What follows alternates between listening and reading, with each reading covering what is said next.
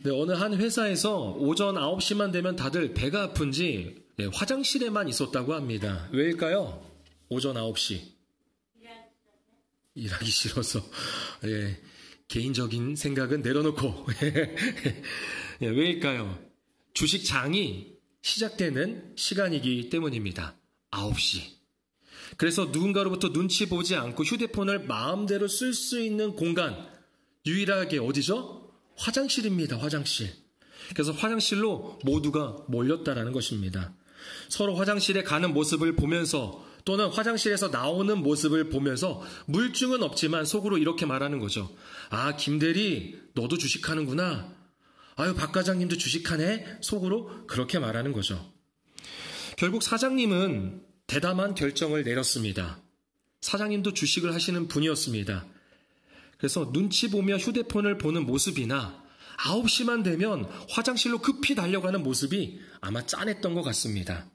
그래서 전 사원을 불러놓고 이렇게 말했답니다. 자, 우리 시원하게 주식하고 9시 30분부터 업무 시작합시다. 라고 했더니 회사에서 환호성이 터져 나왔답니다. 업무에도 더 집중하는 모습을 보였다고 합니다. 혹시 여러분들 주식하시나요? 주식. 예. 뭐 나쁜 건 아닙니다. 예, 할 수 있는 사람들은 하셔도 되고 못하는 사람은 안 하셔도 좋습니다. 많은 사람들이 파이프라인으로 주식을 합니다. 파이프라인이라는 말은 근로소득을 제외하고 개인이 추가적으로 벌어들이는 수입원을 파이프라인이라고 합니다. 그래서 온라인 스토어를 열어서 물건을 팔거나 본업이 따로 있어요. 그 소득을 얻고 있는데 부가적으로 온라인을 통해서 물건을 팔거나 아니면 오피스텔이나 원룸을 지어서 임대를 하거나 월세를 받아내는 것이죠. 또는 주식 투자를 해서 배당금의 수익을 추구하기도 합니다. 근로소득이 없이 견고한 파이프라인을 구축해야지. 그것도 한 개가 아니라 여러 개를 구축하면은 노후가 든든하다는 거예요. 또 잘만 하면은 젊었을 때 은퇴하는 파이어족들도 가능하다고 합니다. 조금만 노력하면 파이프라인을 막 2-3개씩 만들어서 계속 수익이 발생되게끔 만든다라는 이론입니다. 그런 조언들이 많습니다. 아마 유튜브를 보신 분들 중에 그런 썸네일을 보신 적이 있을 거예요. 하루 1시간 또는 2시간, 3시간 부업으로 월 300만 원 벌게 해드립니다. 뭐 이런 글귀들. 진짜인지 모르겠어요. 어떻게 하루에 1시간에서 3시간밖에 일을 안 하는데 그것도 부업으로 하는데 그렇게 큰 돈을 벌 수 있을까? 저는 잘 모르겠지만 어쨌든 그런 가운데 사람들이 많이 관심을 갖습니다.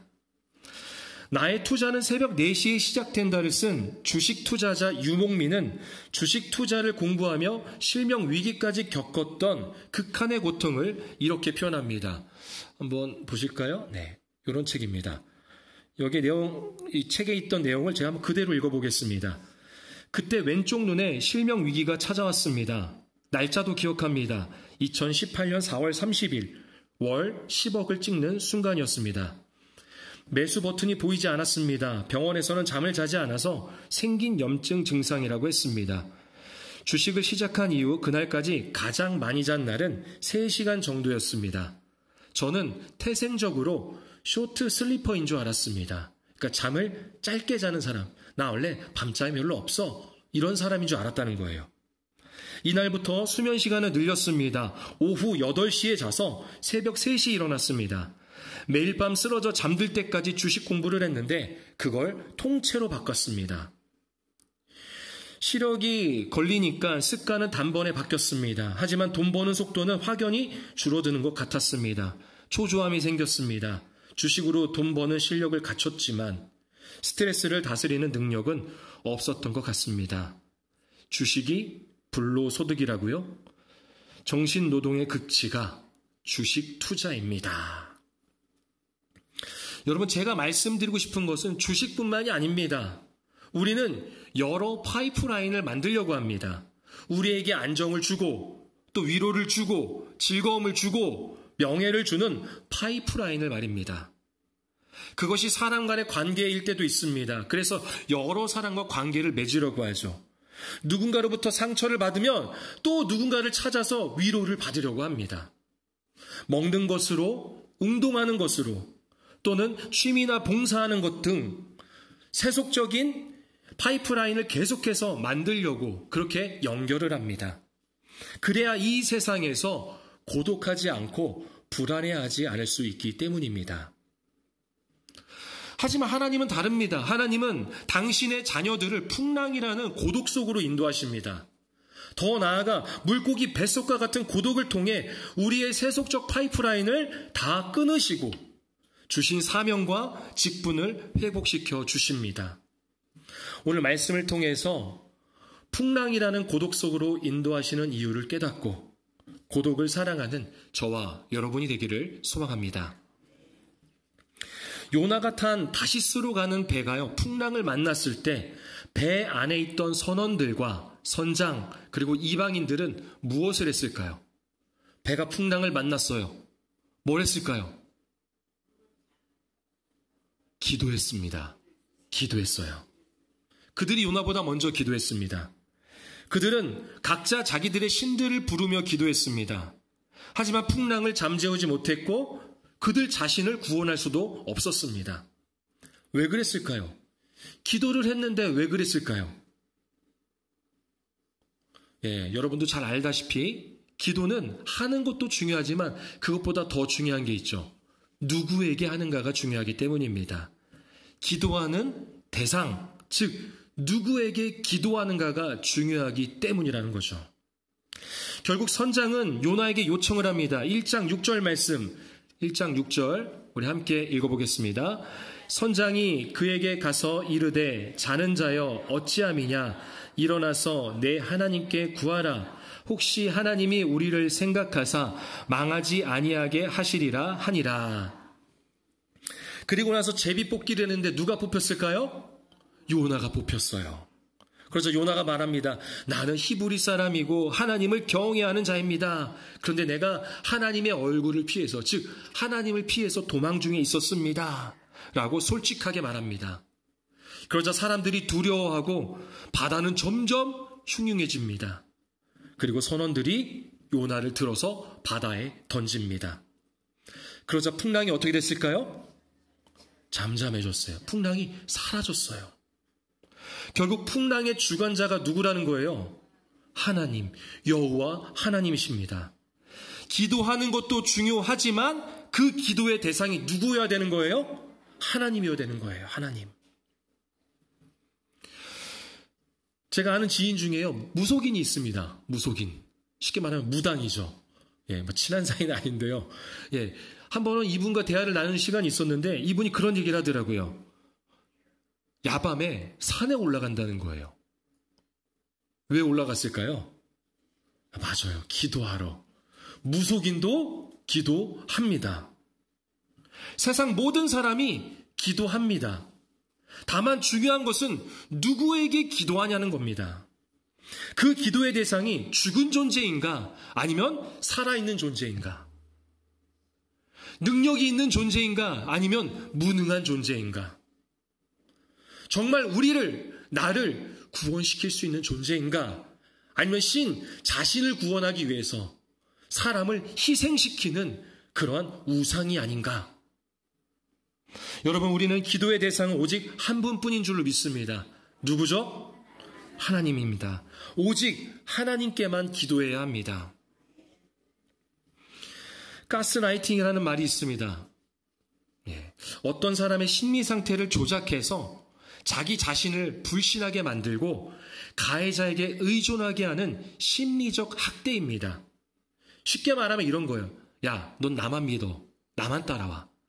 너 주변에 있는 엄마, 아빠, 그 사람 아니야. 자식들 믿지 마. 걔네 다 너 속이는 거야. 나만 믿어. 라고 하는 게 바로 가스라이팅입니다. 가스라이팅에는 크게 3단계가 있습니다. 첫 번째는요, 친밀해지기예요. 친밀해지기. 그래서 굉장히 친절하게 대해줍니다. 공감해주고 위로해줍니다. 그리고 두 번째 단계는요, 주변을 파괴시킵니다. 주변 사람들에 대한 부정적인 말로 그들을 차단하게 만들고 자신만을 신뢰하게 만드는 거죠. 마지막 세 번째는 판단력을 흐리게 합니다. 판단력을 흐리게 해요. 그래서 스스로 판단한 능력을 잃어버리게 만들고 스스로 아무것도 할 수 없게 만듭니다. 그래서 가해자만 따르게 만드는 거죠. 가스라이팅은 나도 모르는 사이에 겪고 있을 수도 있습니다. 내 주변에 그런 사람이 없는지 한번 판단해 보시길 바랍니다. 한번 화면 보실까요? 네, 요 5가지 사항을 보면서 나는 그렇지 않은지 아니면 내 주변에 이런 사람이 있지 않은지 한번 보시길 바랍니다. 가스라이팅이 이렇습니다. 정신을 차리고 보면 상대방이 원하는 대로 모든 일이 진행된다. 가해자에게 어떤 행동이든 말이든 자주 사과를 하게 된다. 상대의 심한 눈치를 보거나 행동을 했을 때 꾸중을 들을까 불안감을 느낀다. 그 사람과 있으면 내 자신이 작아지고 내가 아닌 행동을 하게 된다. 상대에게 혼이 날까 계속해서 거짓말을 한다. 혹시 생각나는 사람 있나요? 아니면 생각나는 분이 없으십니까? 저는 하나님이 생각나더라고요. 하나님. 1번을 보면은 그렇죠. 정신을 차리고 보니 하나님이 원하는 대로 모든 일이 진행되어 있습니다. 또 하나님에게 자주 우리가 사과하잖아요. 하나님 잘못했어요. 주님 용서해 주세요. 회개합니다라고 사과하지 않습니까? 또 하나님의 눈치를 보게 되죠. 뭔가 잘못을 했을 때 예수를 믿지 않는 사람보다 그래도 우리가 더 죄책감에 시달리잖아요. 무엇보다 4번, 하나님과 함께 있으면 내 자신이 작아지고 내가 아닌 행동을 하게 됩니다. 맞습니다. 주님은 친밀하게 다가오셨습니다. 그리고 내 주변을 파괴하셨습니다. 내가 좋아하고 내가 꿈이라고 생각했던 것들을 파괴하셨습니다. 때로는 사람 관계까지 끊어놓으셨습니다. 그리고 나의 세속적 판단력을 흐리게 만드셨습니다. 선한 데는 지혜롭고 악한 데는 미련하라는 말씀과 같이 그렇게 하셨습니다. 가스라이팅을요, 사랑이라는 이름의 범죄라고 말하는데 가스라이팅은 자신의 유익을 위해서 상대방을 조종하는 것입니다. 그런데 하나님은 우리를 가스라이팅하는 것이 아니라 사랑이라는 이름의 열심으로 우리에게 다가오셨습니다. 그리고 그렇게 행하고 계십니다. 하나님은 선하신 뜻에 우리를 구원하시고 우리에게 사명을 주시어 사용하신다는 사실을 기억하시길 바랍니다. 하나님의 열심이 우리의 사명을 감당하게 하고 또 섬기고 일하게 하십니다. 풍랑을 만나 바다에 던져진 요나는 어떻게 되었을까요? 우리 17절 말씀을 같이 한번 읽어보겠습니다. 함께 읽겠습니다. 여호와께서 이미 큰 물고기를 예비하사 요나를 삼키게 하셨으므로 요나가 밤낮 3일을 물고기 뱃속에 있으니라. 아멘. 마침내 요나는 배 밖으로 던져졌습니다. 그는 떨어질 때까지 떨어졌습니다. 물에 빠져 죽을 수밖에 없었습니다. 그래서 죽어야만 합니다. 그런데 죽지 않았습니다. 익사하지 않았습니다. 왜냐하면 하나님이 그를 받아주셨기 때문입니다. 17절 말씀에 보면 이런 표현이 나오죠. 여호와께서 이미 큰 물고기를 예비하사. 요나가 그 바다에 떨어지는 찰나에 그곳에 큰 물고기가 지나갈 확률이 얼마나 될까요? 그리고 그 물고기가 요나를 삼키는 확률 계산이 되십니까? 이는 우연이 아닌 하나님의 섭리로 봐야 합니다. 하나님의 계획입니다. 믿음이 아닌 세속적 눈으로 보면요, 우연이고 행운일 수 있습니다. 하지만 믿음으로 바라보면요, 모든 것이 하나님의 섭리이자 은혜인 것입니다. 하나님을 피해 최대한 멀리 도망하려 했던 요나였지만 결국 하나님의 손 안에 있었습니다. 하나님은 언제나 우리보다 먼저가 계십니다. 이미 예비하고 계십니다. 요나도 마찬가지였죠. 물고기 뱃속이라는 그 고독한 장소를 말입니다. 어둡고 축축하고 악취가 진동하는 좁은 공간, 그 극한의 고독한 상황을 준비하셨습니다.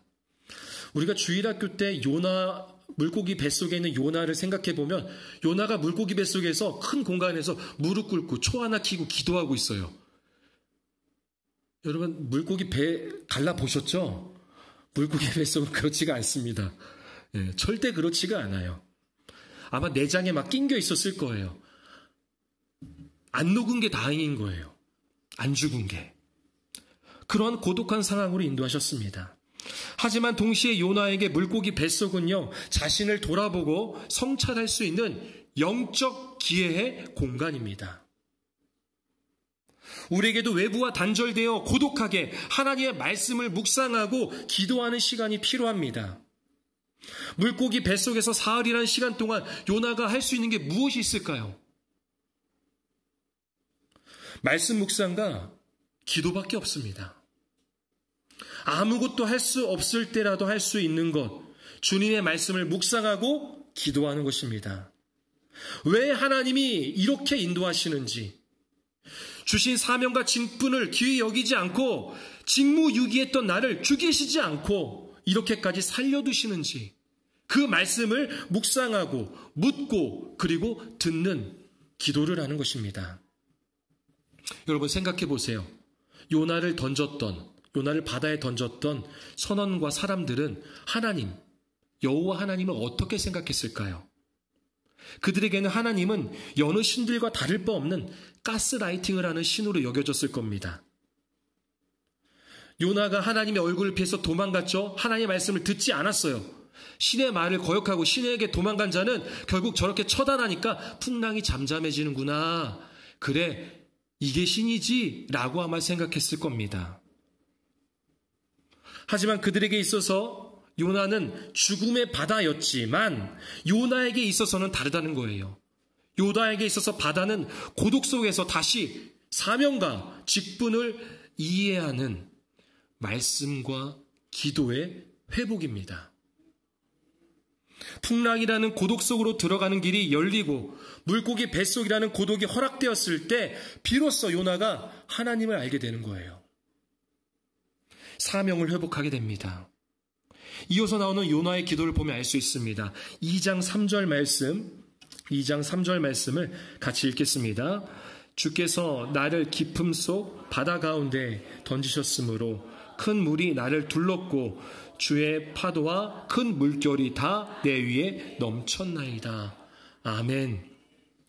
선원들이 자신을 던진 게 아니라 누가 던졌다고요? 주께서. 하나님이 하셨음을 인정합니다.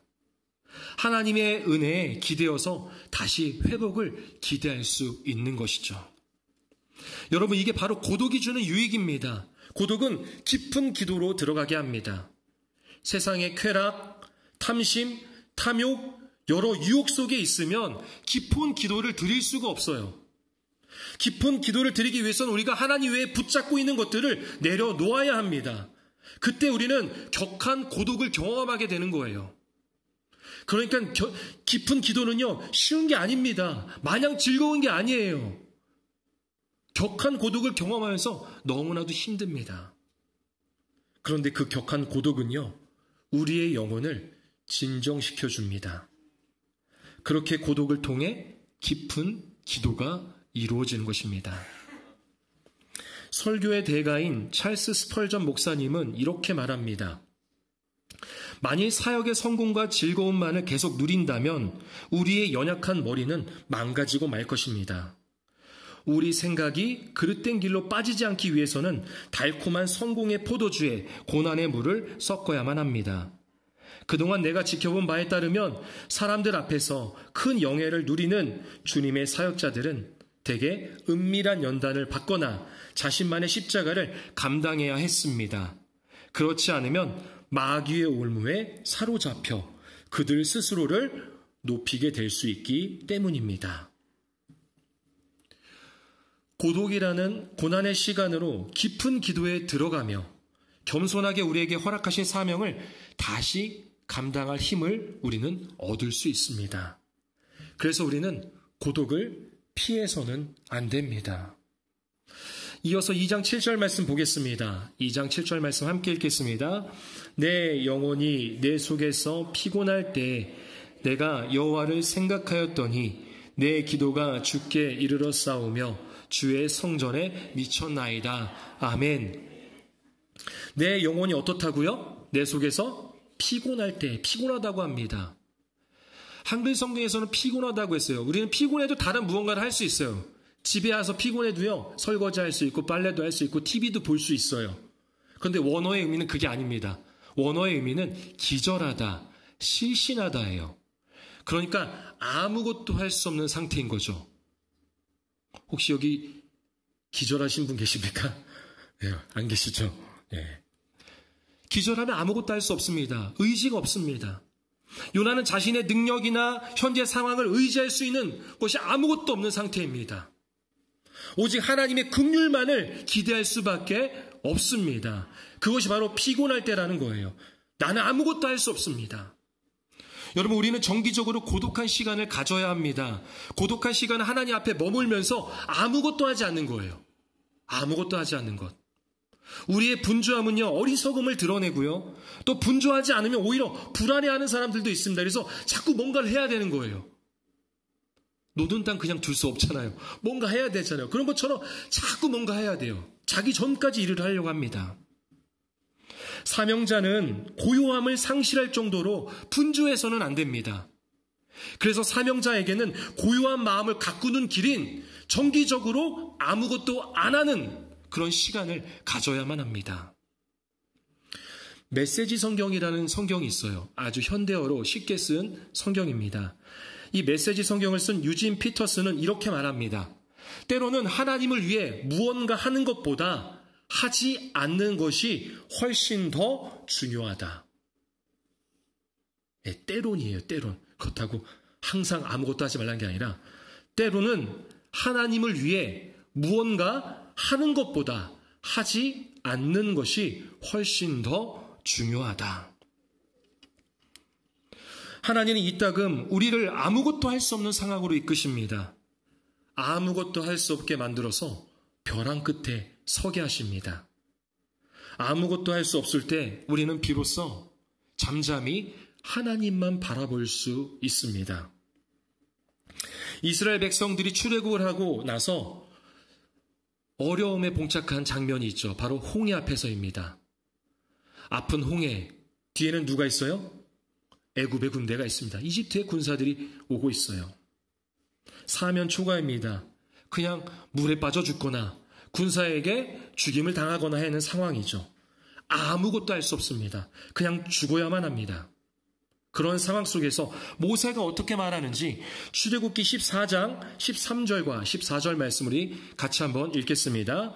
모세가 백성에게 이르되 너희는 두려워하지 말고 가만히 서서 여호와께서 오늘 너희를 위하여 행하시는 구원을 보라. 너희가 오늘 본 애굽 사람을 영원히 다시 보지 아니하리라. 여호와께서 너희를 위하여 싸우시리니 너희는 가만히 있을지니라. 아멘. 아무것도 할 수 없을 때, 그렇게 고독할 때 하나님이 일하십니다. 하나님의 능력이 나타납니다. 하나님이 역사하십니다. 이진희 목사님은 그의 책 광야를 살다 해서 광야에 들어갈 때, 광야, 사막 아시죠? 이 사막, 광야에 들어갈 때는 두 가지가 있어야 된다고 합니다. 첫 번째는 낙타고요. 두 번째는 가이드입니다. 그 글을 보면 이렇습니다. 낙타 없이 광야에 들어가면 살아서 나올 수가 없다. 가이드도 마찬가지다. 가이드 없이는 절대로 광야에 들어갈 수도, 광야에서 나올 수도 없다. 광야에는 지도가 없고 길이 없다. 그래서 광야에서는 가이드가 절대적으로 필요하다. 이어서 말합니다. 사막을 잘 건너야 가나안에 들어갈 수 있다. 사막을 건너는 것은 고독한 길이다. 그 고독한 길 속에 누가 있어야 된다고요? 가이드, 하나님이 있어야 된다는 거예요. 그런데 그 고독이 얼마나 심각한 고독인지 이진희 목사님은 이 시를 통해서 사막, 그 광야를 표현합니다. 오르텅스 블루라는 사람이 쓴 사막이라는 시예요. 사막이라는 시, 제가 한번 읊어보겠습니다. 그 사막에서 그는 너무도 외로워 때로는 뒷걸음질로 걸었다. 자기 앞에 찍힌 발자국을 보려고. 얼마나 외로웠으면 스스로 뒷걸음질을 해서 자신의 발자국을 보려 했을까?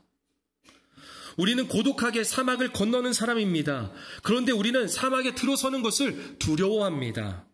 하지만 하나님의 사람들은요, 사막을 사랑해야 합니다. 그 이유는 사막에서, 그 고요한 사막에서 하나님의 임재를 경험하고 하나님의 음성을 들을 수 있기 때문입니다. 우리는 생수보다 황금이 더 중요하다 말하지만 하나님은 사막에서 황금보다 생수를 공급해 주십니다. 왜일까요? 사막에서는 생수가 황금보다 중요하기 때문입니다. 사막, 광야, 풍랑, 물고기 뱃속. 쉽지 않은 길과 여정입니다. 고독합니다. 하지만 다른 파이프라인으로 채우지 마십시오. 돈으로 채우지 마십시오. 건강으로, 사람의 관계로 채우려고 하지 마십시오. 먼저는 풍랑이라는 고독 속으로, 물고기 뱃속이라는 고독을 통해서 나는 아무것도 할 수 없고 하나님만을 의지할 그때 하나님만을 바라보시길 바랍니다. 우리의 동반자 되시는, 우리의 가이드 되시는 하나님께서 나의 원함이 아닌 나의 진짜 필요를 채워주시리라 믿습니다. 이것을 깨닫는다면 고독을 사랑할 수밖에 없습니다. 말씀을 정리합니다. 사람들은 많은 파이프라인을 만들려고 합니다. 가령 풍랑과 같은 시험이 찾아오고 물고기 뱃속과 같은 고독으로 아무것도 할 수 없게 되었을 때 사람들은 누군가로부터 위로를 받거나 더 많은 물질, 환경의 변화, 더 건강해지는 것, 더 유명해지는 것, 명예로운 것을 선택합니다. 그런 파이프라인을 찾아 헤매죠. 불안하니까, 두려우니까 그렇게 고독을 멀리합니다. 하지만 우린 좀 외로워야 합니다. 외로워야 돼요. 주님만을 찾을 수 있는 그 외로움, 고독이 필요합니다. 그러한 고독의 길을 가야 합니다. 목회자도 마찬가지예요. 그리고 저를 포함한 한국교회 모든 목회자들도 너무 평신도의 신앙과 그 삶 속에 있는 많은 범주를 차지하려고 해서는 안 돼요. 하나님만으로 채울 수 있는 그 빈 공간을 자꾸 만들어야 하기 때문입니다. 교인끼리 친한 것도 좋지만 그 모임에 하나님의 자리가 없다면 다른 파이프라인을 만드는 것입니다. 내가 또는 그 누군가가 또 다른 파이프라인을 만들어서는 안 되겠죠. 세속적인 파이프라인을 끊고 하나님을 바라보지 못하게 만드는 파이프라인을 멀리하고 찾아온 고독 속에서 하나님을 경험하고 주신 사명과 직분을 회복하는 모현제일교회 성도가 되시기를 축원합니다.